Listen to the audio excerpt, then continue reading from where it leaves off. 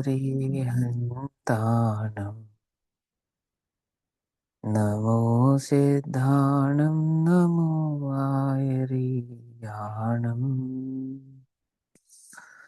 नमो वज्रायाणम् नमो लोये सवसाहुणम्।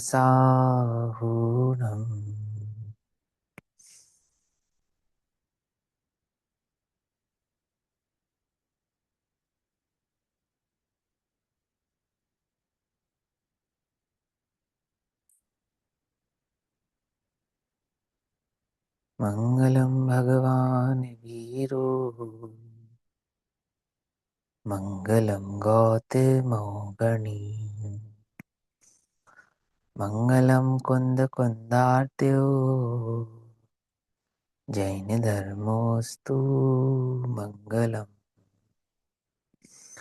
सर्वमंगल्य मांगल्यम सर्वकल्याणिकारकम प्रदानां सर्वधर्माणां जैनं जयतु शासनम्।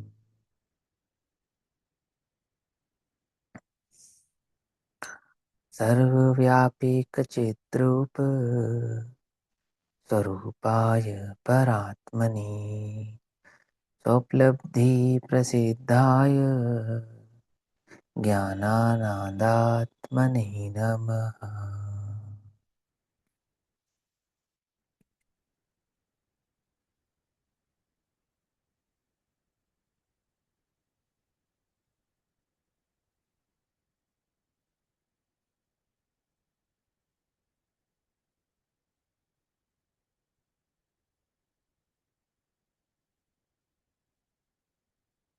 हमारा दोपहर कालीन स्वाध्याय का विषय चल रहा है श्री प्रवचन सारजी परमागम।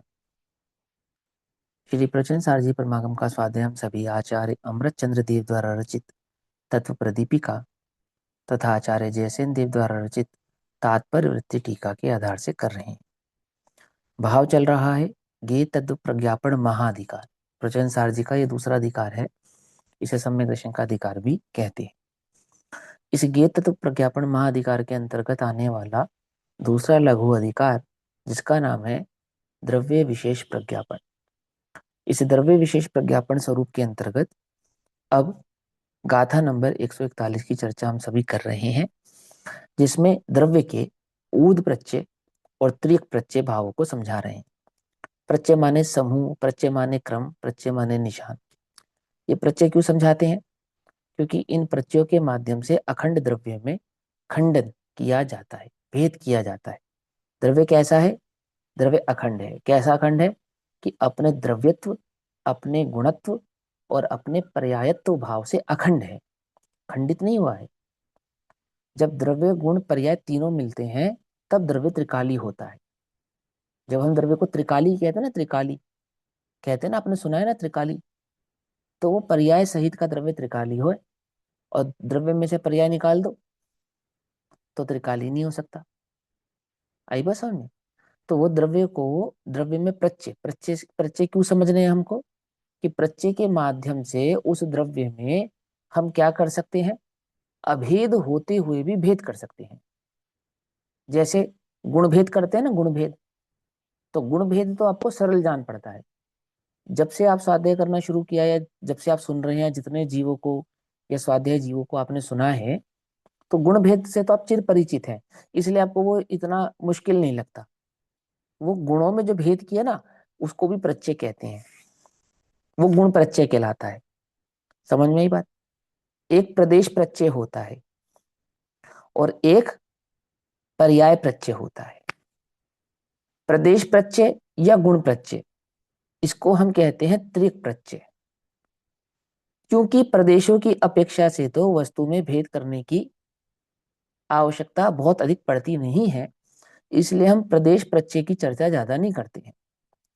परंतु गुणों से तो वस्तु को भेद करके समझाया जाता है ना, इसलिए गुण भेद की चर्चा बहुत अधिक करते हैं, तो उसको कहते हैं गुण प्रत्यय। गुण भेद का क्या नाम हो गया? गुण प्रत्यय। और वो गुण प्रत्यय कैसा होता है? उसको त्रियक सामान्य कहते हैं। और उस तिर्यक सामान्य भाव से आप बहुत ज्यादा परिचय में है। इसलिए जब द्रव्य का सामान्य अधिकार समझाया जा रहा था और वहां जब तिर्यक प्रत्यय की बात आई, तो तिर्यक प्रत्यय में वहां गुणों को लिया और आपको सरलता से समझ में आ गया कि गुण आड़े होते हैं, अर्थात गुणों में क्या नहीं होता, आगे पीछे का भेद नहीं होता, अनंत होते हैं, आदि आदि। जबकि वस्तु के द्रव्यत्व भाव का जब निर्णय किया जाता है तो वहां उसके प्रदेशों के स्वरूप से किया जाता है। वहां प्रदेशों से उस वस्तु का निर्णय करके उसका स्वरूप समझाते हैं कि कौन सी वस्तु कितने प्रदेशों वाली है। और वो प्रदेशों का स्वरूप क्यों समझाते हैं हमें? ये वो प्रदेशों का स्वरूप हमें इसलिए समझाते हैं ताकि हमें वस्तु का भली प्रकार से स्वरूप समझ में आ जावे। कैसा स्वरूप समझ में आ जावे? यदि वह खंडित है तो किस प्रकार से है, नहीं है तो किस प्रकार से है, उसका आकार कैसा है, उसका प्रकार कैसा है, उसका फैलाव कैसा है, अथवा उसकी सूक्ष्मता कैसी है। आती है बात समझ में? नहीं आती? एक चीज और मैं आपको बतला देता हूँ, थोड़ा सा आपको इससे परिचय हो जाएगा कि प्रदेश होता है ना, जैसे हम प्रदेशों की बात ही कर रहे हैं, यहाँ पे प्रदेश प्रत्यय की बात कर रहे हैं, तो दो प्रकार की मान्यताएं आपको सुनने को मिलेगी। कौन सी दो मान्यताएं? वो इन ग्रंथों में नहीं है लेकिन कहीं आपको सुनने को मिल सकती है, तो मैं आपका परिचय करा देता हूँ क्योंकि प्रासंगिक है इसलिए। कि जो एक प्रदेश होता है, यदि हम उसके आकार की बात करें तो कैसा होता है? आकार मतलब कि वो गोल होता है, चकोर होता है, हेक्सागन होता है ना, अष्टकोण होता है या षटकोण होता है, ऐसा ऐसा एक सवाल कहीं जगह पे खड़ा होता है। तो आप ऐसा समझेंगे कि आगम में दो प्रकार की मान्यताओं के संकेत मिलते हैं। फिर कहता हूं, आगम में दो प्रकार की मान्यताओं के संकेत मिलते हैं, एक स्पष्ट और एक अस्पष्ट। क्या कहा? तो दो दो मान्यता कौन कौन सी है भैया? कि एक मान्यता ऐसी है जहां द्रव्य के प्रदेश का आकार षटकोण ऐसा कहा है, और एक आकार गोल ऐसा कहा है। जो ज्यादा तर्क संगत है, जो ज्यादा युक्ति संगत है, वो गोल है। क्या कहा? जो ज्यादा तर्क संगत है, ज्यादा युक्तिगत संगत है, वो गोल है। वो षट षट कोण, षटकोण, हेक्सागन शेप नहीं है। क्यों नहीं है? क्या कारण है उसका? अब चूंकि हमारा अल्प ज्ञान है, समझना बहुत ध्यान से, सीमित ज्ञान है, तो हमें वो षटकोण वाली बात बहुत जल्दी से समझ में आ जाती है और गोल वाली बात कम देर से समझ में आती है। लेकिन आपको ये समझ में आना चाहिए कि द्रव्य का जो प्रदेश है वो सूक्ष्म है। कितना सूक्ष्म? इतना सूक्ष्म कि उसको भेद नहीं किया जा सकता। जब भेद नहीं किया जा सकता, इतने सूक्ष्म स्तर पर कोई द्रव्य का प्रदेश समझा जाए तो वो नियम से गोल ही सिद्ध होगा। समझना ध्यान से, है ना। अब उसके पीछे क्या लॉजिक है, क्या लॉजिक नहीं है, वो पूरा मैथमेटिक्स है। वो मैं आपको नहीं पढ़ाना चाहता, सिर्फ आपके संज्ञान में डाल दी बात कि हाँ कहीं पढ़ने सुनने को मिल सकता है, तो ये दो मान्यता सुनने को मिल सकती है, एक जगह गोल और एक ये जगह षटकोण। यही हाँ। रीजन है कि केवल परमाणु भी गोल, ऐसा आपने कहा था, इसी रीजन की वजह से। हाँ हाँ। संदर्भ में भी ये यही बात व्याख्या। हम लोगों ने अलाप पद्धति में भी पढ़ी थी, सेम। पुद्गल हाँ परमाणु पढ़ी गोल। हो।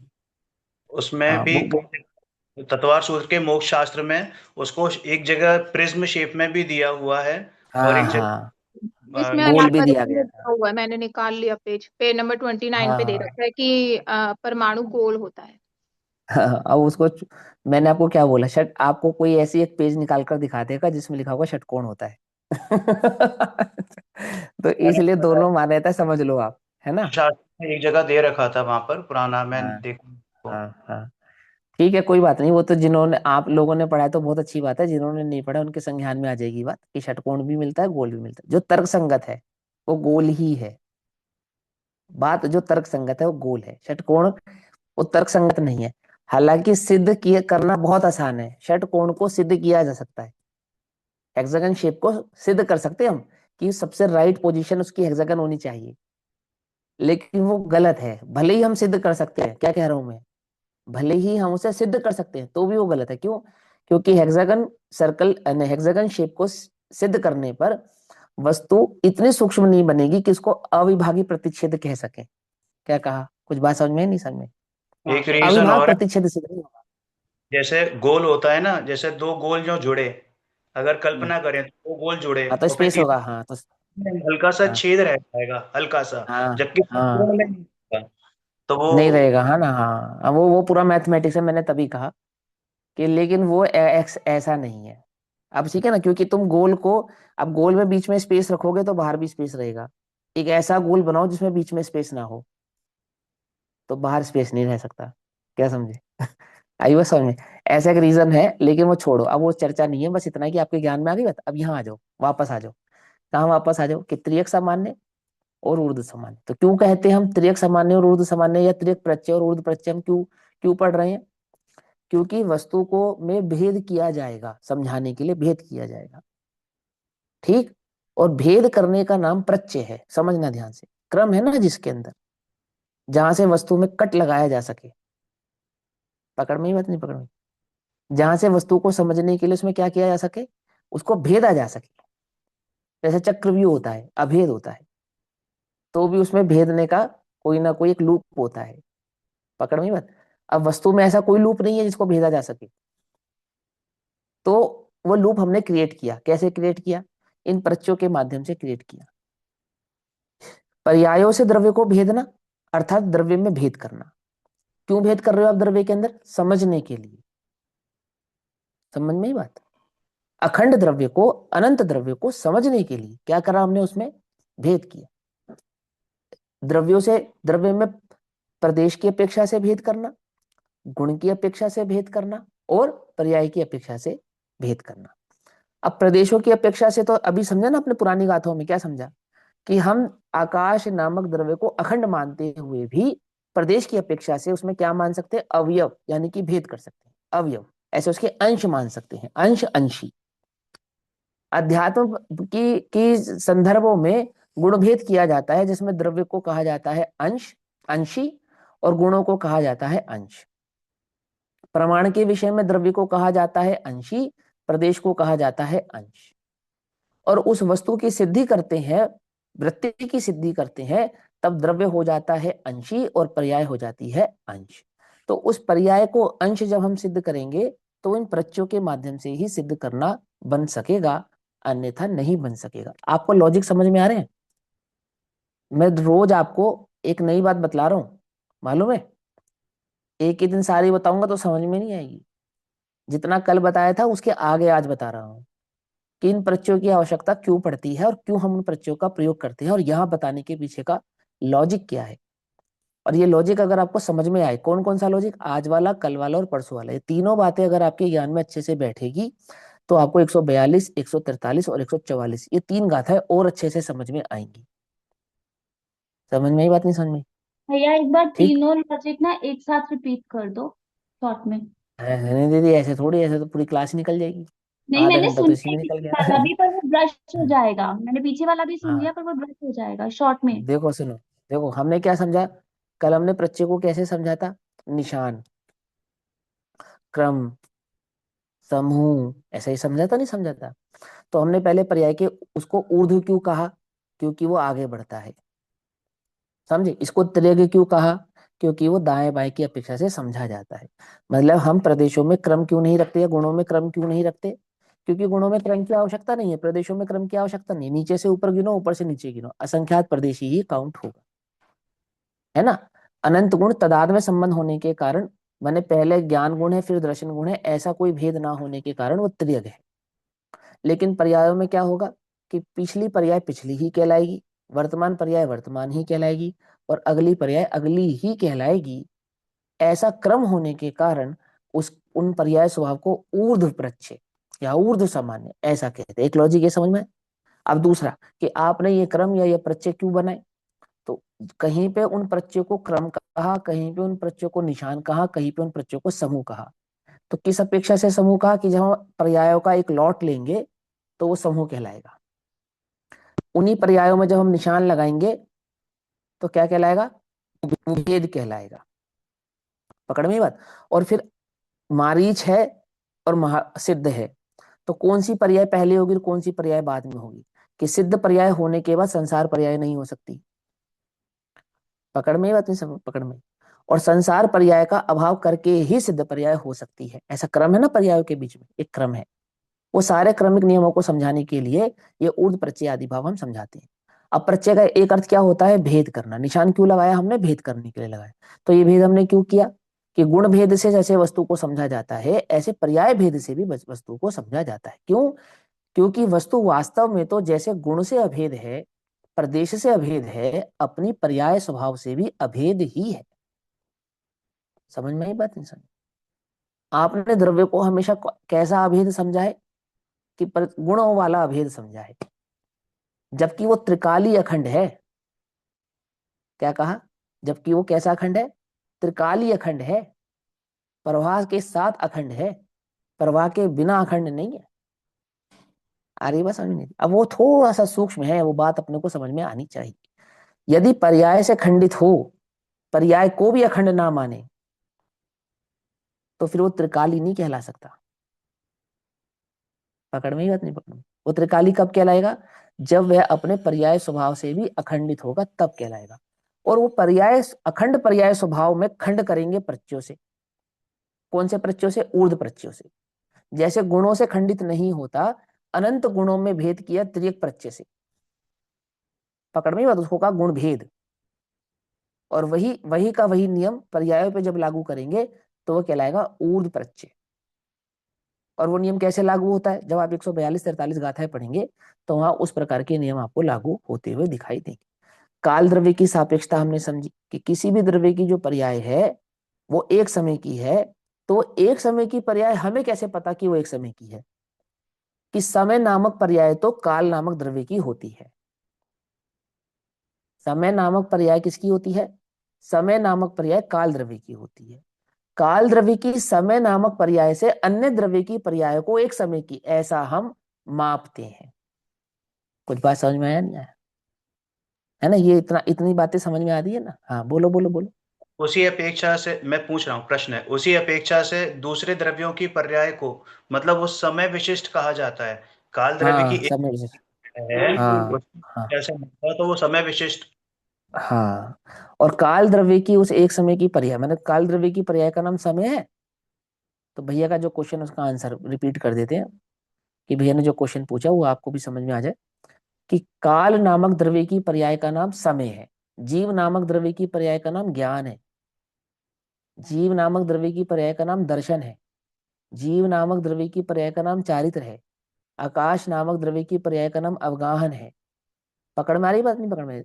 धर्म नामक द्रव्य की पर्याय का नाम गति हेतुत्व है। स्थिति हेतुत्व है अधर्म द्रव्य की। ऐसी काल नामक द्रव्य की पर्याय का नाम समय है। जीव नामक, और फिर हमने कहा पर्याय एक समय की। तो वो एक समय की कहना वास्तव में तो समय नामक द्रव्य की पर्याय से किसी भी द्रव्य की पर्याय को मापना होता है। और समय नामक द्रव्य की पर्याय में विशिष्टता नहीं होती, लेकिन अन्य द्रव्य की पर्यायों में क्या विशिष्टता है? कि हम समय का प्रत्यय लगाकर, क्या नामक? काल नामक द्रव्य की समय नामक पर्याय का प्रत्यय लगाकर जीव नामक द्रव्य की या अन्य नामक द्रव्यों की पर्यायों में भेद करते हैं। आई बात समझ में? जैसे दिन, तो दिन, ये दिन है ना, दिन, अब इसको कहेंगे दिन है, ऐसा इस समय को। तो ये काल नामक द्रव्य की पर्याय है, पुद्गल नामक द्रव्य की पर्याय है? ये पुद्गल नामक द्रव्य की पर्याय है, लेकिन काला। काल से समझते हैं। आई समझ में बात? है तो पुद्गल की पर्याय, है ना? आई बात समझ में? और इस पुद्गल की पर्याय को हमने काल विशिष्ट से समझा। तो काल में विशिष्टता किससे से आ गई? पुद्गल की द्रव्य की विशेष पर्याय में जो हमने काल का पुट डाला। पकड़ में ही बात? कि हमने पुद्गल की आमुख पर्याय को नाम दिया दिन, आमुख पर्याय को नाम दिया रात। भैया ऐसे ही हम जीव धर्म अधर्म की पर्याय को काल से कैसे समझेंगे? कल समझाया था ना मैंने हाँ कि मतलब जब वही जीव ना गमन पर्याय। करता है, हाँ, जब गमन करेगा, जब स्थित हम्म। होगा, अवगाहन हम्म। मिलेगी, तो कब किस क्षेत्र में, जैसे एक क्षेत्र अवगाही संबंध समझाया हमने जीव और पुद्गल का। हाँ तो जी। जीव और पुद्गल का एक क्षेत्र अवगाह संबंध किसी अपेक्षा से समझाते हैं हम? कि एक क्षेत्र अवगाह संबंध हम समझाते हैं स्थिति बंध की अपेक्षा से। समझे? 8 कर्मों के बंध की अपेक्षा से, कि इतने इतने बंध की अपेक्षा से ऐसा, इतने इतने बंध की अपेक्षा से ऐसा, ऐसा। वो पूरा नियम आप करना नियोग में जब पढ़ेंगे तो आपको पूरा वो नियम समझ में आएगा कि किस तरह से किन द्रव्यों के सापेक्षता से किन द्रव्यों के कथन पे कौन सा नियम लागू करके कौन सी बात को सिद्ध किया। आ रही बात समझ में नहीं आ रही क्या कहा है ना। धर्म माने द्रव्य और अधर्म द्रव्य की पर्याय को हम क्या जीव और पुद्गल के परिणमन से समझेंगे क्या? जीव और पुद्गल के द्रव्य के परिणमन से ही समझते हैं, दूसरा तरीका ही नहीं है उसे समझने का। ठीक है, यदि लोक में जीव और पुद्गल गमन ना करें तो धर्म और अधर्म द्रव्य की सिद्धि कैसे करेंगे, कर ही नहीं सकते। ठीक है। समझ में आई बात, नहीं समझ में कोई बात नहीं। प्रश्न किसी को रिपीटेड लगे डरना नहीं, ऐसा मत समझना खिंच रहा है, होने दो जितने प्रश्न होते हैं। लेकिन ये तुम घोट कर नहीं पियोगे तो तुम्हें द्रव्य गुण पर्याय का स्वरूप समझ में नहीं आएगा। अपने को लगता है बच्चा 6 द्रव्य तो अपने को पता है, बिल्कुल सही बात। जितना पता है ना, जितना पता है उसका अंश अंश भी ज्ञात नहीं है हमें। जितना आचार्यों ने समझाने की जो कोशिश की है या उसको प्रस्तुत किया है हमारे समक्ष, उसका अंश भी हमने विचार करके समझा नहीं है। समझे ना, बहुत स्थूल है, बहुत स्थूल। और जैन सिद्धांत प्रवेशिका में वो सिद्धांत प्रवेशिका है, प्रवेशिका, प्रवेशिका समझते हो ना, नर्सरी केजी। समझे नहीं समझे।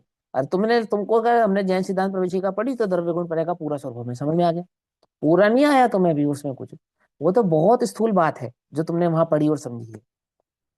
उसके आगे तो पूरा अथाह समुद्र पठा बैठा है अभी, कि जो तुम उस द्रव्य की सिद्धि को भली प्रकार से ज्ञात कर सको, समझ सको। ठीक है, अब सुनो। अब गाथा नंबर 141, जिसपे आज हमको आचार्य जयसेन देव की टीका पढ़नी है। तत्व प्रदीपी का टीका हमने कल कंप्लीट कर ली थी। मेरा आपसे सभी से निवेदन है कि ये 3-4 कक्षाओं को लगातार फिर से सुनना। मैं 3-4 दिन के लिए शिखर जी जा रहा हूँ, तो कल से लेकर 24 तारीख तक मैं आपको स्वाध्याय नहीं करा पाऊंगा, है ना। तो इन 4 दिनों में जो कक्षाएं हमने की है काल द्रव्य के संदर्भ में, पुद्गल द्रव्य के संदर्भ में, इसको आप रिपीट करके सुनना, अच्छे से नोट्स भी बनाना इसकी। इसमें मेरी तरफ से कोई गलती हो तो मुझे अवगत कराना। ऐसा नहीं मैंने पढ़ा दिया तो बिल्कुल मेरी मास्टरी है, अल्पज्ञ है, हमसे भी गलती हो सकती है ना। कोई बात नहीं समझ में आए तो मुझसे पूछना, ग्रुप पे शेयर करना, आगम में खोज करना। क्यों करना, किस लिए समझना, कि मुझे इस वस्तु के स्वरूप को भली प्रकार से समझना है ना। आचार्य ने ये जो टीकाएं लिखी, ये टाइम पास करने के लिए नहीं लिखी, आपको ये बतलाने के लिए नहीं लिखी कि आचार्य अमरचंद्र देव कितने ज्ञानी थे अथवा उनके क्षेपशम ज्ञान की क्या तीक्ष्णता थी, ये समझाने के लिए नहीं। आपके वस्तु स्वरूप भली प्रकार से समझ में आवे इसके लिए लिखी। अप्रयोजन भूत जो था वो आचार्यों ने संग्रहित नहीं किया, और जो भी आचार्यों ने संग्रहित किया जिस भी अनुयोग के रूप में, वो सब का सब प्रयोजन भूत ही है। कुछ बात समझ में आ रही नहीं आ रही। इस प्रवचन सार जी की जान है, दिल है ये इसका। कौन, ये विशेष, ये प्रज्ञापन या सामान्य द्रव्य प्रज्ञापन जिसको हम कह रहे हैं, ये निकाल दो ना तो जैन दर्शन को खड़ा नहीं कर सकते आप। अरे ये बस समझ में नहीं आ रही है, ऐसी चीज है ये। तो बहुत ध्यान से इसको सीखोगे, समझोगे, तो आपको वस्तु का स्वरूप बिल्कुल एकदम स्पष्ट नजर आएगा। ठीक, सबको जाने वो एक को जाने, और उस सब का स्वरूप यहाँ विशेष प्रज्ञापन और सामान्य प्रज्ञापन में हमें स्पष्ट तरीके से समझा रहे हैं। ठीक है ना, ऐसा। तो क्या कहते हैं, 387 नंबर का पेज, 141 नंबर की गाथा, गाथा पाठ करते हैं। एक कौवा दुगो बहुगा, एक कौवा दुगे बहुगा, संखातिदातदौ अनन्ताय, दव्वाणं च पदे ससन्ति हि समयेति कालस्य, मात्र एक या दो भी अथवा बहुत असंख्य अनंत कहे, द्रव्यों के परदेश जिनवर ने और काल के समय कहे। 1 2 3 4 असंख्यात संख्यात ये तो प्रदेश कहे, और काल द्रव्य में 1 2 3 4 संख्यात असंख्यात ना कहकर वही समयों पर लागू किया। वही नियम किस पर लागू किया, समय पर लागू किया। तो अन्य द्रव्यों में जब हम अवयव करेंगे तो प्रदेशों की अपेक्षा से कर सकते हैं, परंतु वही अवयव का नियम जब हम काल द्रव्य पे लगाएंगे तो वो समयों की अपेक्षा से घटित होगा। इसलिए ये टीका प्रत्ययों के स्वरूप को समझाती, और प्रत्यय किस काम आते हैं, अवयव करने के काम आते हैं। किसी भी वस्तु के क्रम को क्यों गिने, उसमें उसमें भेद करने के लिए, उसके स्वरूप को समझने के लिए उसको भेदने के लिए वह क्रम सीखा समझा जाता है। पकड़ में ही बात है ना। ऐसा चलो, अब आचार्य जयसेन देव 141 नंबर की गाथा पर जब टीका करते हैं तो क्या हो जाती है, वो तात्पर्य वृत्ति में वही गाथा 141 नंबर की गाथा 152 हो जाती है। और आचार्य जयसेन देव कहते हैं तात्पर्य क्या है, मतलब क्या है, कहना क्या चाहते हैं कौन, आचार्य कुंद देव 141 नंबर की गाथा में, और आचार्य अमरचंद्र देव उसकी टीका में आपके समक्ष कहना क्या चाहते हैं, है ना। तो वह बात तात्पर्य वृत्ति टीका में आचार्य जयसेन देव अपने शब्दों में कहते हैं, और वो कहते हैं कि अब त्रियक प्रत्यय तथा ऊर्ध्व प्रत्यय का निरूपण करते हैं। एक, दो, अनेक अथवा संख्यातीत या असंख्यात और अनंत है। तो क्या है ये कि काल द्रव्य को छोड़कर 5 द्रव्य संबंधी यथा संभव निश्चय से ये प्रदेश होते हैं। पकड़ में ही बात, द्रव्य एक दो संख्यात असंख्यात नहीं, क्या द्रव्य तो कितने होते हैं, कौन कौन से होते हैं, इस चर्चा हम कर चुके कि जीव अनंत है, पुद्गल अनंत अनंत है, धर्म अधर्म एक है, आकाश एक है, काल असंख्यात है ना। लेकिन उन द्रव्यों के जो प्रदेश है वो कैसे है कि किसी द्रव्य का एक प्रदेश है, वो है काल नामक द्रव्य। किसी द्रव्य के 2, 3, 4 संख्यात असंख्यात आदि प्रदेश हैं, वो है पुद्गल नामक द्रव्य। समझ में बात। और निश्चित अवस्थान वाले असंख्यात प्रदेशी धर्म और अधर्म द्रव्य, और अनंत प्रदेशी है काल द्रव्य। निश्चित ही ये द्रव्यों के प्रदेश हैं, क्या, जो कि एक, दो, अनेक अथवा संख्यातीत या असंख्यात और अनंत है। क्यों समझा रहे हो आप ये हमें बात कि इनमें प्रत्यय लगाएंगे। आकाश नामक द्रव्य में प्रत्यय लगाने पर लोकाकाश बन गया। आ गई बात समझ में। आकाश नामक द्रव्य में क्या लगाया, प्रत्यय लगाया, और उस प्रत्यय से क्या बना, लोकाकाश बना। तो आकाश नामक द्रव्य में लोकाकाश बनाने के लिए आपने प्रत्यय कैसे लगाया कि धर्म और अधर्म नामक द्रव्यों की मदद से लगाया। समझना ध्यान से। तो बोले धर्म और अधर्म नामक द्रव्य की अपेक्षा से ही लगाई, ये नियम कैसे लागू होता है, बोले जीव और पुद्गल गमन करते हैं ना, इसके बाहर नहीं जाते, इसके अंदर ही रहते हैं, ऐसे लगाया। पकड़ में बात। माने आकाश के कौन से प्रदेशों को तो लोकाकाश कहेंगे और कौन से प्रदेशों को लोकाकाश नहीं कहेंगे, निशान लगा दिया ना आपने। क्या कहा, इतना समुद्र तो अरेबियन सी कहलाएगा, इतना समुद्र अमुक कहलाएगा, इतना अमुक कहलाएगा। कैसे बताया आपने, कैसे बनाया नियम कि वो एक जैसा समुद्र दिखने पर भी उसकी धारा में अंतर है, भेद है। पानी पानी समान होने पर भी पानी पानी में अंतर है, कि समुद्र की इतनी सीमा अरेबियन सी कहलाएगी, इतनी ओशन कहलाएगी, इतनी ये कहलाएगी, इतनी ये कहलाएगी। कुछ बात समझ में आ रही है। प्रत्यय कैसे लगाया, ऐसे लगाया प्रत्यय। एक भारत अखंड है, अखंड भारत में ये दिल्ली है, ये उत्तर प्रदेश है, ये कोलकाता है, ये हरियाणा है, ये पंजाब है, ये प्रत्यय लगाया ना, प्रत्यय। कुछ बात समझ में नहीं। क्यों लगाया ये प्रत्यय आपने अखंड भारत में, कि भारत अखंड ही रहने वाला है, घबराना नहीं। इतने प्रदेश हो जाने पर भी भारत अखंड ही रहने वाला है। अखंड भारत कहलाएगा हमेशा, जब भी कहलाएगा, खंड भारत नहीं कहलाएगा। लेकिन उस अखंड भारत की व्यवस्था को सुचारू रूप से व्यवस्थित करने के लिए ये प्रदेश का प्रत्यय लगाया जाता है। किसी भी देश के व्यवस्था को सही तरीके से सुचारू रूप से क्या करने के लिए, लागू करने के लिए, चलाने के लिए ये प्रत्यय लगाया जाता है। आई बात समझ। ऐसे ही उस द्रव्य के स्वरूप को निश्चित करने के लिए, उसकी कार्य प्रणाली को भली प्रकार से समझने के लिए ये प्रत्यय लगाए जाते हैं। तो किन्हीं द्रव्यों में तो प्रदेश की अपेक्षा से लगाए जाते हैं, लेकिन काल एक ऐसा द्रव्य है जिसमें यही प्रत्यय कैसे लगाया जाएगा, पर्याय अपेक्षा से लगाया जाएगा। बोले क्यों, क्योंकि प्रत्यय लगाने के लिए एक से अधिक प्रदेश चाहिए,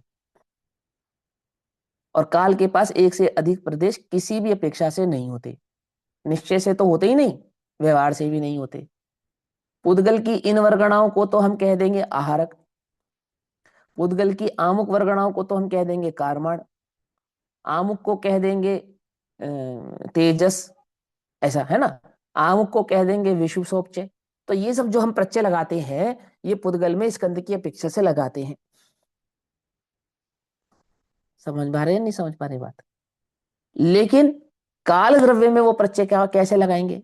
तो बोले काल द्रव्य में वही प्रत्यय समयों से ही लागू किया जा सकता है, अन्य किसी और तरीके से संभव नहीं है। एक बात। दूसरी बात, वो प्रत्यय क्यों लगाना आपको? कि वस्तु का स्वरूप भली प्रकार से समझाने के लिए लगाना। आई बात समझ में नहीं?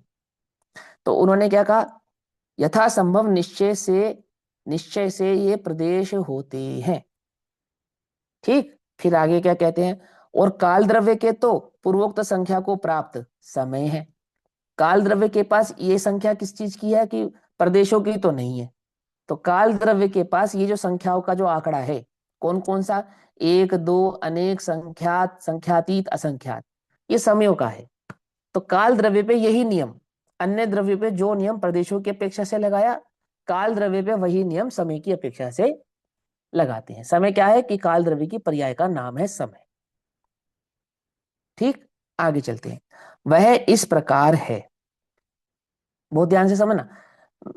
ये गाथाएं ऐसी हैं, इन्हें समझने में भी पसीना छूटता है और समझाने में भी। क्या तुम्हें तो समझ में आ रही है, मुझे तो इसी में बड़ी प्रसन्नता हो रही है। बहुत ध्यान से समझना, बड़े ध्यान से, है ना। वह इस प्रकार है, एकाकार पर मस मर सी भाव। ठीक, परम एकाकार, परम समरथी भाव। एकाकार। ठीक, एकाकार माने अखंड, एकाकार माने अखंड। अब ये जो पर मस मर सी भाव, परम रसी भाव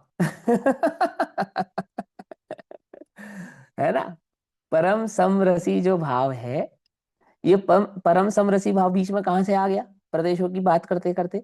तो आचार्य जयसेन देव की ट्रिक है। क्या ट्रिक है? कि वो जो भी बात कहेंगे आत्मद्रव्य के शुद्ध स्वभाव की अपेक्षा से कहेंगे। तो आत्मद्रव्य के शुद्ध स्वभाव को पहले समझाएंगे और फिर उसकी अपेक्षा से वो जो टीका का अर्थ है वह समझाने का प्रयास करें। तो वह इस प्रकार है कि मान के चलो एक अखंड द्रव्य है। कौन सा एक अखंड द्रव्य है? कि वो जीव द्रव्य। कैसा स्वभाव है? परम समरसी भाव वाला वह जीव द्रव्य है।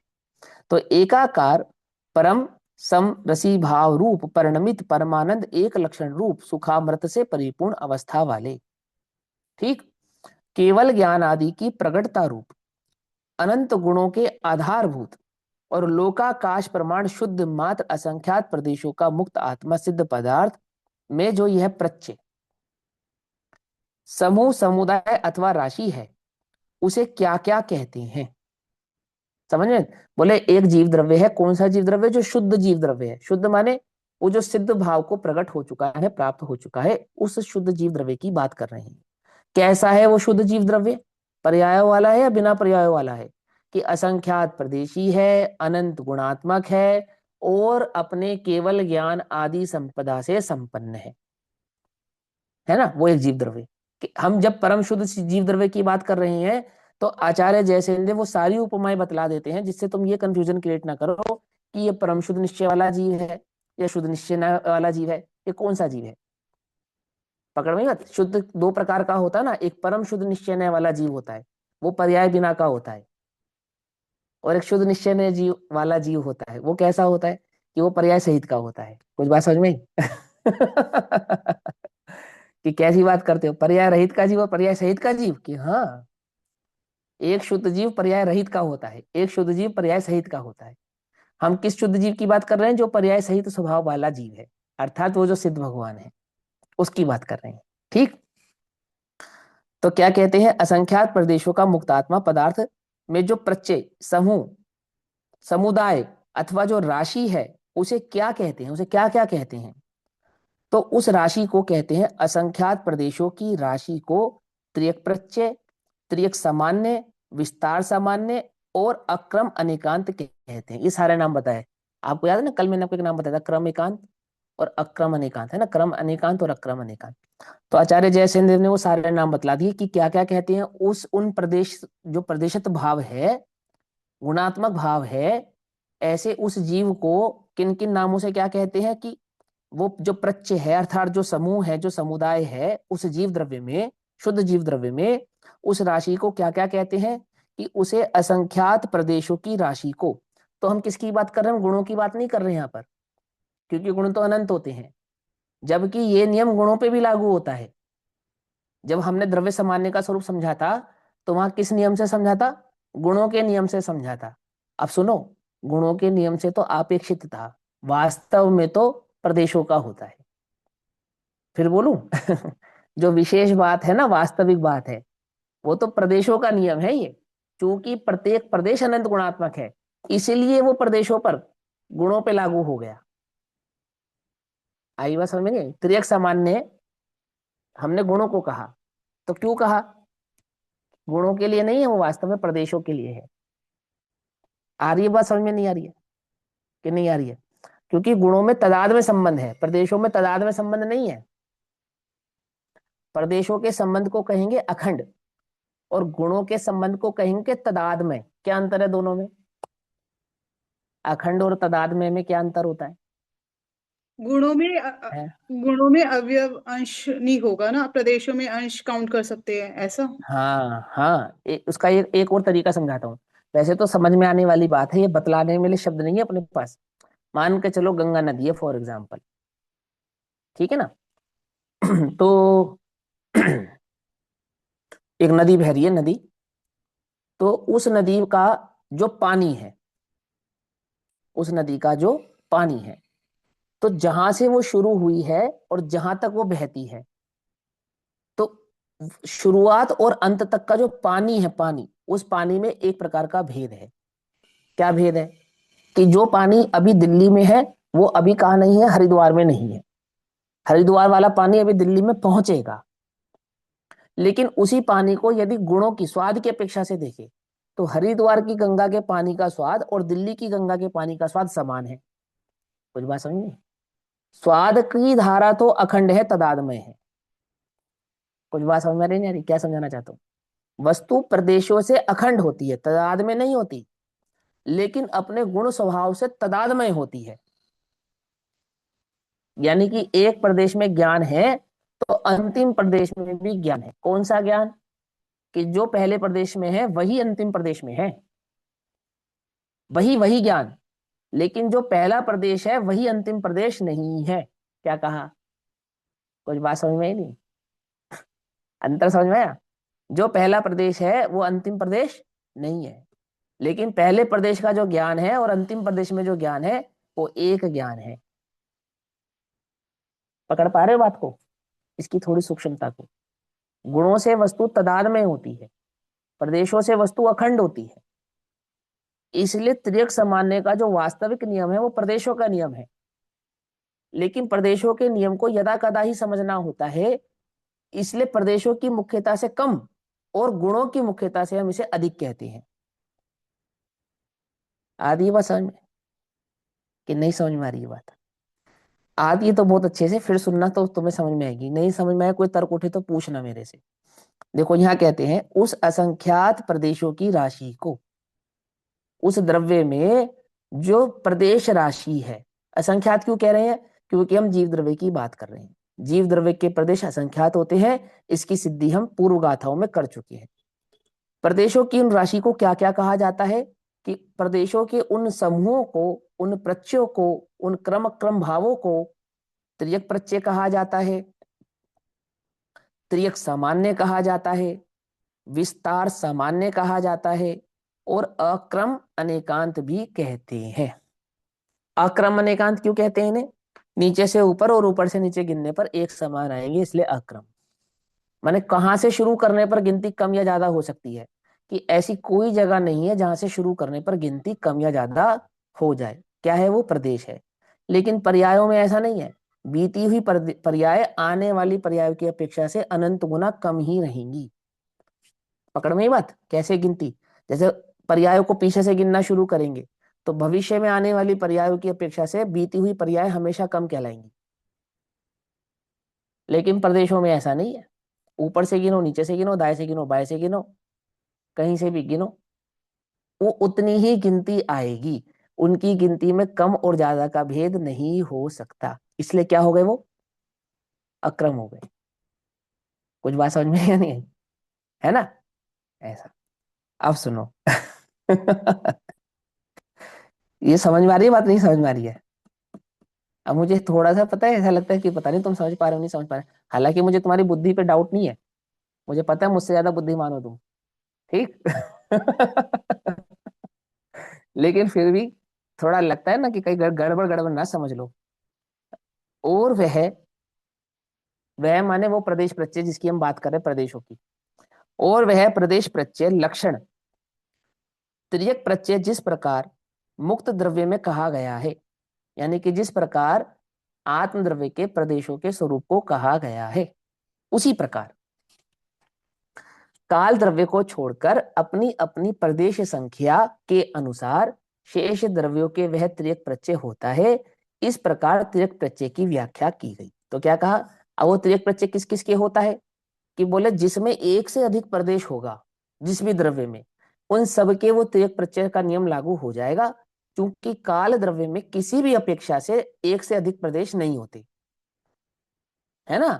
तो काल द्रव्य में तिर्यक प्रत्यय का नियम नहीं लगता, लेकिन ऊर्ध्व प्रत्यय का जो नियम है वो मात्र काल द्रव्य में लगता है। और सुनो, काल की अपेक्षा से 6 द्रव्यों में लगता है। अब समझना ध्यान से। अन्य द्रव्यों की अपेक्षा से काल द्रव्य में तिर्यक प्रत्यय का नियम नहीं लगेगा, लेकिन काल द्रव्य की अपेक्षा से सभी द्रव्यों में ऊर्ध्व प्रत्यय का नियम लगेगा। क्यों? क्योंकि पर्याय स्वभावी तो सभी द्रव्य होते हैं, है ना। प्रदेश तो द्रव्य के होता है, लेकिन तिर्यक प्रत्यय का नियम मात्र प्रदेश होने से नहीं लगेगा, एक से अधिक प्रदेश हो तो लगेगा। और काल द्रव्य में निश्चय से भी और व्यवहार से भी एक से अधिक प्रदेश नहीं होता, इसलिए काल द्रव्य में तिर्यक प्रत्यय का नियम लागू होता नहीं है। दूसरा प्रत्यय होता है ऊर्ध्व प्रत्यय, वो 6 द्रव्यों में लगता है, वो काल द्रव्य में भी लगता है और अन्य द्रव्यों में भी लगता है। क्यों? क्योंकि वह पर्यायों की अपेक्षा से लगता है। सिंपल है ना, कोई कंफ्यूजन है इसके अंदर?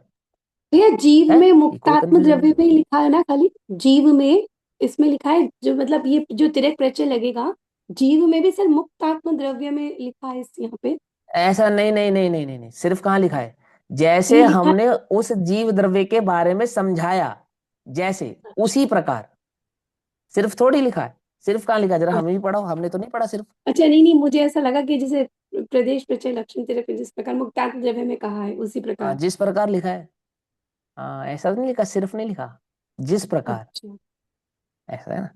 तो वह प्रदेश प्रत्यय लक्षण तिर्यक प्रत्यय जिस प्रकार मुक्त द्रव्य में कहा गया है, उसी प्रकार अन्य 6 द्रव्यों में 5 द्रव्यों में भी लगा लेना, काल द्रव्य को छोड़कर।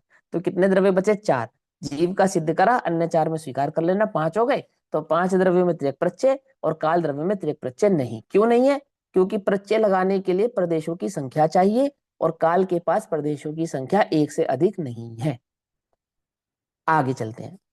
प्रति समयवर्ती पूर्व तथा उत्तर पर्यायों की मोती की माला के समान परंपरा रूप से ऊर्ध्व प्रत्यय है, यानी कि पर्यायों का एक क्रम है, इसलिए इसका नाम, जैसे उसका कहा था अक्रम प्रत्यय, इसको कहेंगे क्रम प्रत्यय, ठीक है ना। तो कहे क्या कहते हैं? प्रति समयवर्ती, एक एक समय का जो परिणमन है, उपस्थिति है, स्थिति है, प्रवृत्ति है, वर्तना है, इसको व्रति कहते हैं। समय प्रति समयवर्ती पूर्व, पिछली तथा उत्तर यानी आने वाली पर्यायों की मोती की माला के समान परंपरा रूप से जो ऊर्ध्व प्रत्यय है, उसे ऊर्ध्व सामान्य, आयत सामान्य और क्रम अनेकांत कहते हैं। इसके 3 नाम बतलाए, कौन कौन से?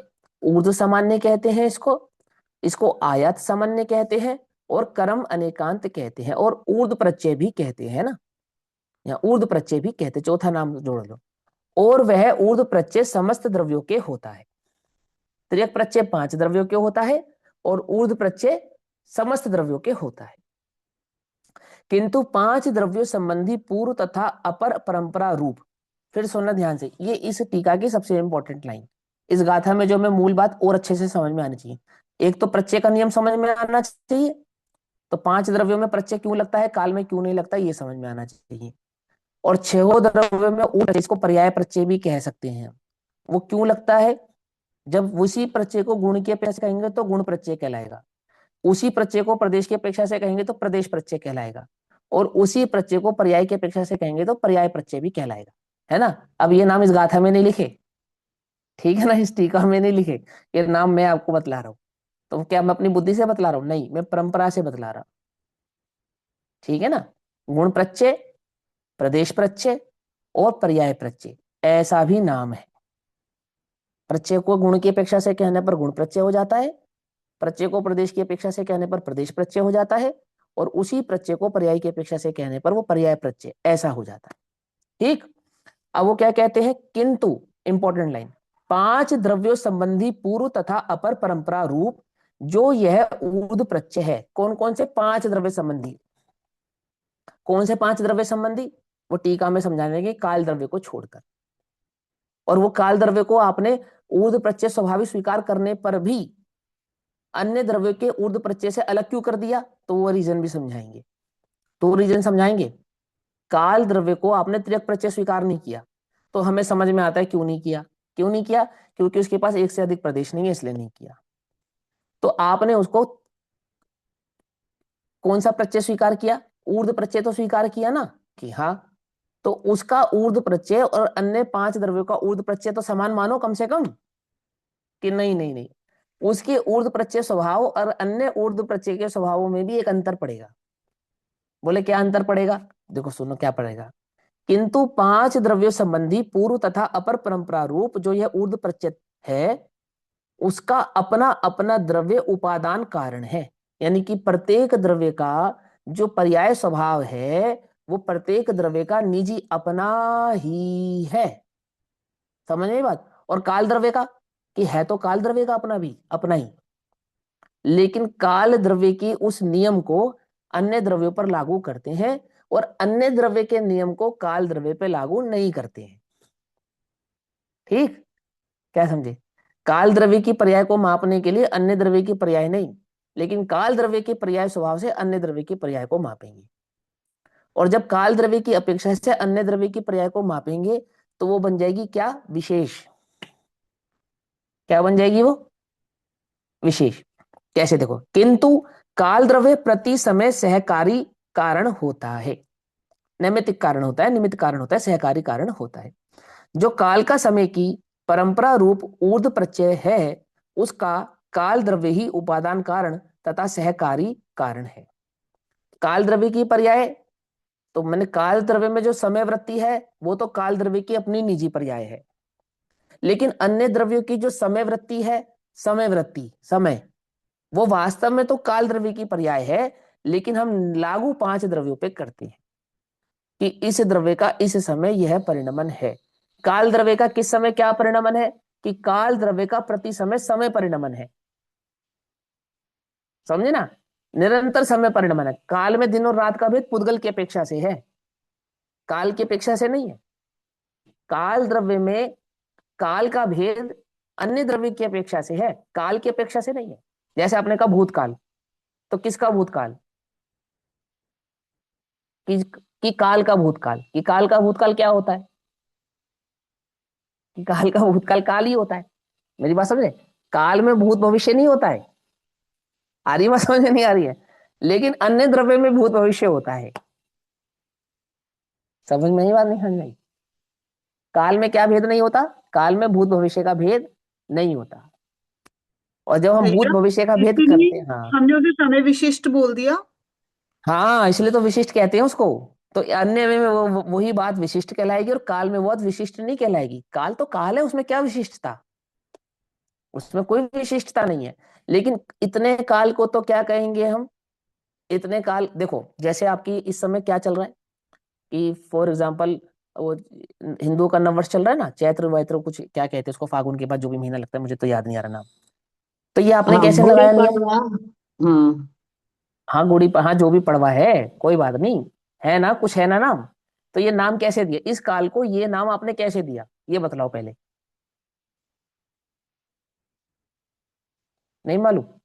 अरे काल में विशिष्ट ज्योतिष हो गया नक्षत्र, ना। ज्योतिष के नक्षत्रों की गणना से, समझो ध्यान से, इस आमुक काल को हम आमुक कहेंगे, मैंने चैत्र कहेंगे, फाग कहेंगे, ये कहेंगे, ये कहेंगे, ये कहेंगे। तो ये जो आपने नाम नियम उस पर लागू किया कि इस काल को हम शुभ मानेंगे, इस काल को हम अशुभ मानेंगे, इस काल को हम चैत्र मानेंगे, इस काल को हम फाग मानेंगे, ये जो नियम लगाया, ये नियम काल द्रव्य पे काल पर कहां से लेकर आए आप कि वो ज्योतिष ग्रहों का जो परिणमन है, चाल तो है ज्योतिष ग्रहों की, चाल तो है ज्योतिष ग्रहों की, और लागू किस पे किया? काल पर। कुछ बात समझ में आई या नहीं? तो जो ज्योतिष ग्रह हैं, नक्षत्र हैं, वो पौद्गलिक है ना, क्या कि वो काल द्रव्य से बने हैं? बोलो, सूर्य काल द्रव्य से बना है, तो सूर्य की चाल से काल को इंडिकेट करना, काल से सूर्य को इंडिकेट नहीं करते, क्योंकि काल से इंडिकेट करने पर सूर्य में क्या नियम लागू हो जाएगा कि कोई नियम लागू नहीं होगा, क्योंकि काल की सामान्य पर्याय मात्र समय है। कुछ बात समझ में नहीं? और अध्यात्मवादी कहते हैं ना, क्या कहते हैं कि कोई काल शुभ और अशुभ होता ही नहीं। क्यों कहते हैं? नहीं कहते हैं? अध्यात्मवादी क्या कहते हैं कि क्या फर्क पड़ता है संडे और मंडे में? भेद ही नहीं होता काल में इस बात का, दिन और रात का। जब हमें आत्म अनुभव होगा तो शुभ काल में होगा या अशुभ काल में होगा? बोलो, अमावस्या अच्छी माने या बुरी माने? वो भी कार्तिक कृष्ण अमावस्या कार्तिक के महीने की अमावस्या को शुभ माने या अशुभ माने? अरे केवल ज्ञान प्रकट करा भगवान महावीर स्वामी ने, तो कहां से अशुभ हो गई? कुछ बात समझ में नहीं रही है ना? तो क्या कह रहे हो कि वो काल में शुभ और अशुभ का भेद होता ही नहीं है, ये अध्यात्मवादी कहता है। क्यों? क्योंकि वो द्रव्य की स्वतंत्रता से उसको देखता है। आ रही है बात समझ में? नहीं आ रही भैया है ना? वो हाँ हाँ बोलो। काल में आपने बोला भूत भविष्य नहीं होता, वो बात हाँ अब बतलाया ना, हम अभी तो बतलाया, अभी तो सिखाया कि काल में भूत भविष्य नहीं होता, लेकिन किसी भी काल को भूत कहना, तो जैसे आपने कहा ये भूतकाल की बात है, तो सबसे पहले हम सवाल पूछेंगे किसके भूतकाल की बात है? मेरे भूतकाल की, आपके भूतकाल की, अमुक के भूतकाल की, किसके भूतकाल की? कि काल के भूतकाल की बात है। तो काल का भूतकाल क्या होता है? काल का कोई भूतकाल ही नहीं होता। नहीं समझे? कल जब घड़ी में 4 बजे थे और आज जब घड़ी में 4 बजेंगे, तो कल के 4 और आज के 4 में क्या अंतर है? कि एक अंतर है भैया। क्या अंतर है? कि कल आप आचार्य अमरचंद्र की टीका पढ़ रहे थे, आज आप आचार्य जयसेन की पढ़ रहे हो। क्या कि ये अंतर है? कुछ अंतर समझ में आया नहीं आया? तो वो अंतर काल का है या हमारा है ना? काल का थोड़ी अंतर है वो। आई बात समझ में? नहीं समझ में? ऐसा ध्यान से समझना। वो देखो यहाँ क्या कहते हैं, किंतु 5 द्रव्य संबंधी पूर्व तथा अपर, यानी पहली और बाद की परंपरा रूप से यह ऊर्ध प्रत्यय है, उसका अपना अपना द्रव्य उपादान कारण है। कौन? वो द्रव्य ही अपना उपादान कारण है, अन्य द्रव्य का परिणमन उपादान कारण है। किंतु काल द्रव्य प्रति समय सहकारी कारण होता है। काल द्रव्य के सहकारी कारण से उसके परिणमन को कहा जाता है। जो काल का समय की परंपरा रूप ऊर्ध प्रत्यय है, उसका काल द्रव्य ही उपादान कारण तथा सहकारी कारण है। ठीक? किस कारण से समय का काल द्रव्य ही सहकारी कारण है? उत्तर, काल के भिन्न समय का अभाव होने से। क्या कहा? काल के भिन्न समय का अभाव होने से। समय नामक पर्याय किसकी है? काल नामक द्रव्य की है। और काल नामक द्रव्य ना हो तो समय नामक पर्याय किसकी कहेंगे? कि किसी की नहीं कह सकते आप, है ही नहीं किसी की। वो समय नामक पर्याय वो निजी काल द्रव्य की ही है। ऐसा पर्याय ही समय है। तो क्या कहते हैं? काल के भिन्न समय का अभाव होने से पर्याय ही समय है, ऐसा अभिप्राय है। इस प्रकार 7वें स्थल पर 2 स्वतंत्र गाथाएं पूर्ण हुई। हाँ कुछ पूछना है? बोलो भैया। भैया ये सहकारी कारण तो मतलब दूसरा द्रव्य हो गया ना, लेकिन यहाँ पर्याय और द्रव्य दोनों हम तो यही पढ़ते आए हैं कि भाई पर्याय और द्रव्य वो एक ही चीज है। माने द्रव्य की ही पर्याय होती है ना, द्रव्य ही हाँ आधार है द्रव्य की उसका। पर्याय, हाँ हाँ ठीक है ना। तो लेकिन सहकारी। किसी भी द्रव्य, सहकारी पढ़ने से ना, कि किसी भी द्रव्य की पर्याय को एक समय की कहते हैं आप, तो वो एक समय की क्यों कहते हैं आप? काल की पर्याय को एक समय की कहते हो क्योंकि काल की पर्याय का नाम समय है। ये बात समझ में आ गया? समय नामक पर्याय काल नामक द्रव्य की होती है। तो एक समय की पर्याय वो जैसे ज्ञान नामक पर्याय वो किसकी कहलाएगी? जीव की कहलाएगी, पुद्गल की कहलाएगी, धर्म अधर्म आकाश किसकी कहलाएगी? नहीं, वो नहीं, जो सेकंड वाली पॉइंट है ना कि काल के भिन्न, ये किस कारण से समय का काल द्रव्य ही सहकारी कारण है, मतलब खुद का सहकारी कारण कैसे हो गया काल द्रव्य, ये पूछना बता रहा चाह हूँ रहा हूँ। ना, वही तो बतला रहा हूँ, वही तो उत्तर दे रहा हूँ। प्रश्न तो मैं समझ गया। काल नामक द्रव्य अपनी पर्याय का सहकारी कारण है, कहने का तात्पर्य यह है कि वो जो समय नामक पर्याय है उस समय नामक पर्याय का जो उपादान कारण है वो कौन होगा? तो बोले समय नामक पर्याय का उपादान कारण वह काल द्रव्य ही होगा। वो उपादान कारण को सहकारी कारण कह रहे, समझना ध्यान से। ठीक क्यों कह रहे हैं? कि जैसे आपने कहा एक समय की पर्याय, समझना ध्यान से, बहुत ध्यान से समझना, बहुत सूक्ष्म सी बात है पर सरल है। तो बोले समय नामक पर्याय ये कौन से द्रव्य की है? कि आप झट से कहते तो छह द्रव्यों की है, ऐसे कह देते ना झट से कि छह द्रव्यों की पर्याय समय एक समय की है, ऐसा कह देते नहीं कह देते? तो कह रहे ऐसा थोड़ी होता है, समय नामक पर्याय तो काल नामक द्रव्य की होती है। क्या समझे? ज्ञान नामक पर्याय जैसे मात्र जीव द्रव्य की है, अन्य किसी द्रव्य की नहीं है। स्पर्श नामक द्रव्य पर्याय जैसे पुद्गल द्रव्य की है, अन्य द्रव्य की नहीं है। ऐसे समय नामक पर्याय तो वास्तव में काल द्रव्य की है, अन्य द्रव्य की नहीं है। लेकिन उस पर्याय को एक समय की है ऐसा कहना, पर्याय तो पर्याय है ना, लेकिन पर्याय को एक समय की है, समय से मापना, वो जो समय से मापना हुआ वो कैसे हुआ? बोले काल नामक द्रव्य की पर्याय की अपेक्षा से ही ऐसा संभव हुआ।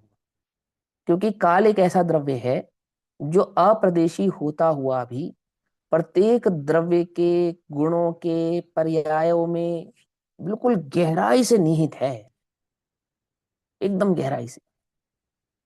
कोई भी द्रव्य का वृत्ति परिणमन इस काल के बिना कहा नहीं जा सकता, समझा नहीं जा सकता, समझाया नहीं जा सकता, भेदा नहीं जा सकता।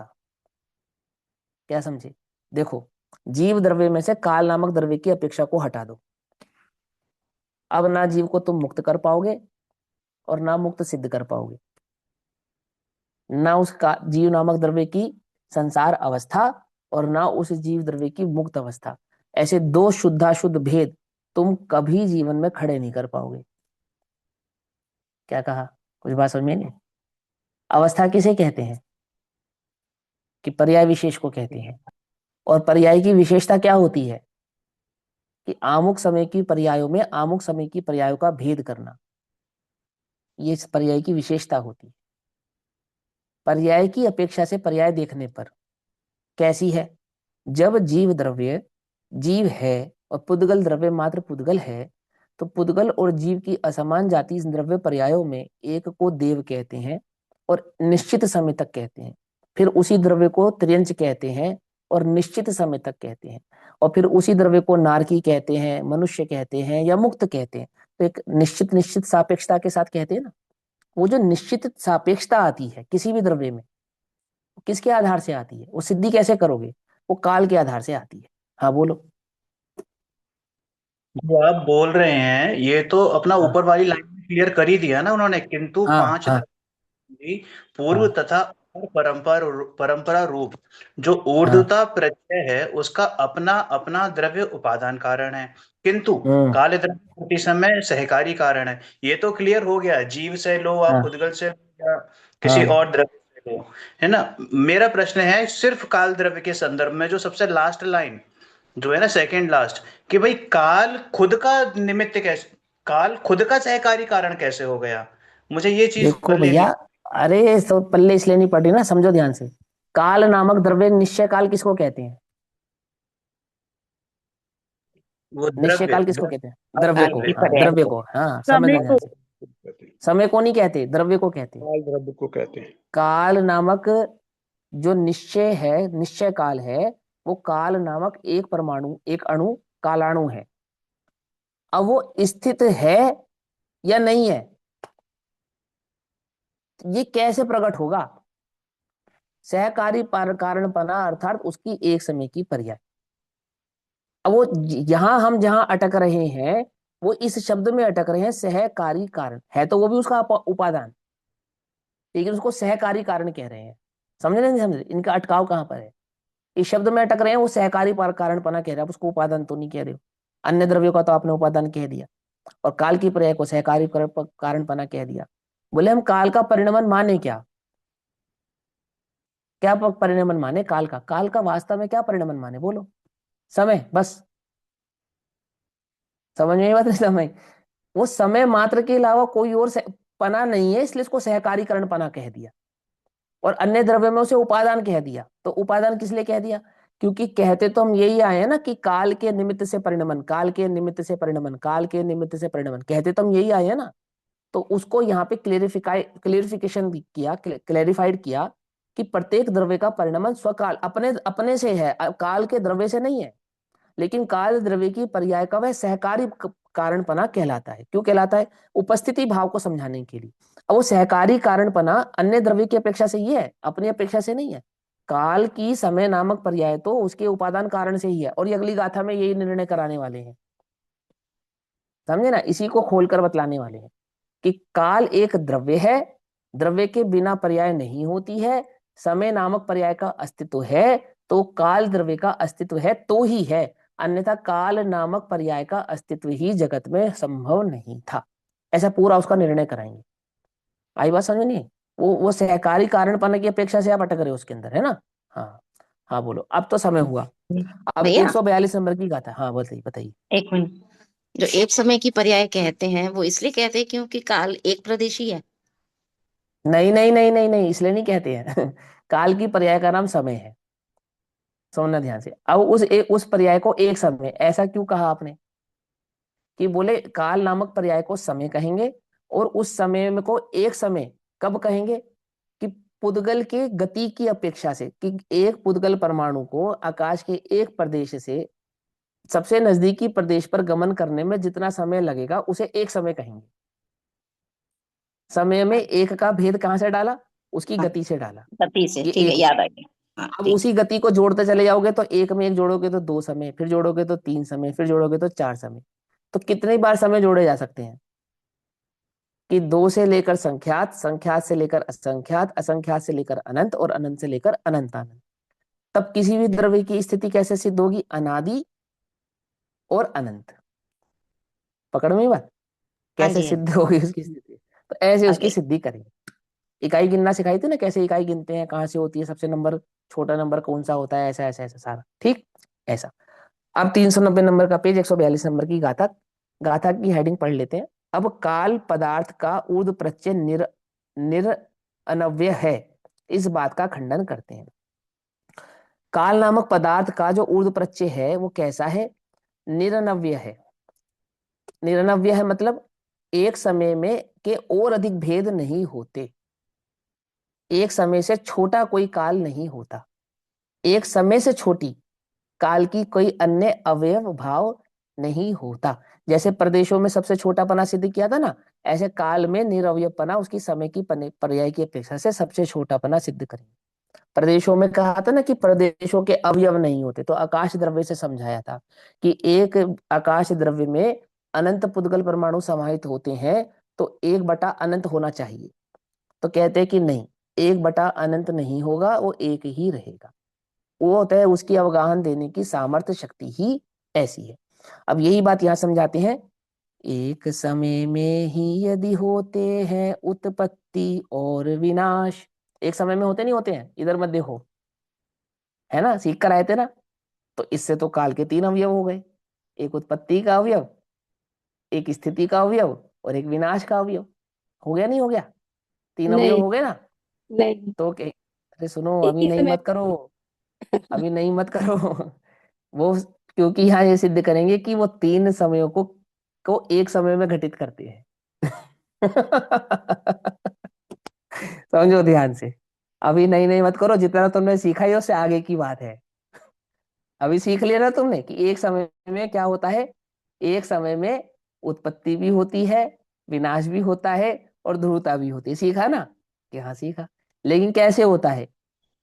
कि पिछले समय का अवलंबन वर्तमान समय में लेते हैं, और अगले समय का अवलंबन वर्तमान समय में लेते हैं, तो घटित करते हैं। समय में अवयव नहीं होता है। कुछ बात समझ में नहीं आई? ये टीका पढ़ो करो ना थोड़ी, तो तुम्हें और अच्छे से समझ में आएगी। अब इस तो समय हो रहा है, मैं बस सिर्फ ये गाथा पढ़ता हूँ, है ना, आपकी क्यूरियोसिटी के लिए, और आप उसको टीका को बाद में पढ़ना। और जब मैं शिखर जी से आ जाऊंगा उसके बाद हम इसकी चर्चा करेंगे। देखो यहाँ लिखा है, एक समय में ही यदि होते हैं उत्पत्ति और विनाश, समय मात्र के तो जानो वह है स्वभाव में ध्रुव अविनाश। क्या है, क्या कहना चाह रहे हैं? क्या कहते हैं कि एक समय में यदि उत्पत्ति और विनाश ऐसे होते हैं तो एक समय में दो काम हुए ना, एक उत्पत्ति रूप हुआ और एक विनाश रूप हुआ।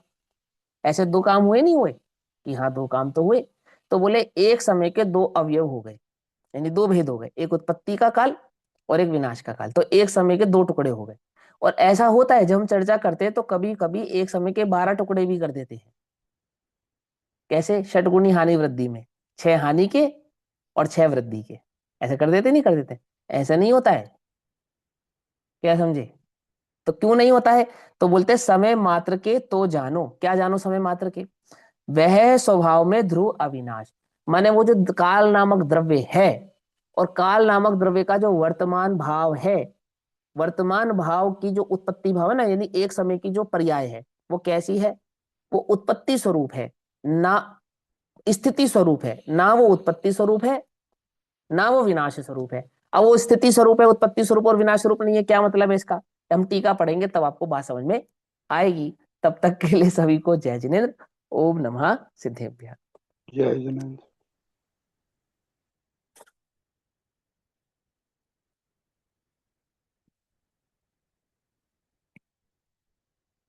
निज निधि निज में बताई, यह अनंत उपकार है, उसके लिए जनवाणी माँ को वंदना शत बार।